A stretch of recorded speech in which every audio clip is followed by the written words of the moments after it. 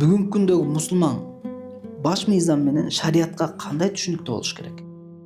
Эми ооба, албетте баш мыйзам менен шарият эки башка, бирок шарият баарыбыз билген бул Аллах Тааланын ушу ислам динин жөнөткөндө атайын койгон, түзгөн мындай мыйзамдардын жыйындысы десек болот шарият.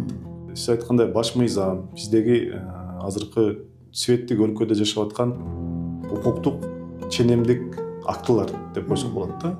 Эми биз билген мыйзамдар, кодекстер жана башка баш мыйзам башында турат.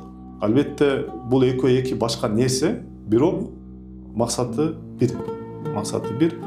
Бул жерде биз жогоруда айткандай ошол коомдук кызыкчылык, коомдук тартип, адамдын укугун алдыга чыгарган, ошол адамдын бул дүйнөдөгү же болбосо биздин жарандардын тынчтыгы, бепилдиги, баягы коомго чыкканда аралашкан элдин арасында бир мындай адилеттүүлүк, биримдик, коопсуздук жана адам укуктарынын сакталышы деген темалар болгондуктан бизде ошол укуктук ченемдик актылар коюлган.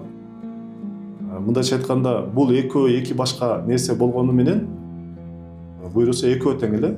Баягы эң биринчи шарият, анан биздин кадимки бүгүнкү күндөгү Кыргыз Республикасынын укуктук ченемдик актыларда адамдын ошол жарандын кызыкчылыктары үчүн коюлган.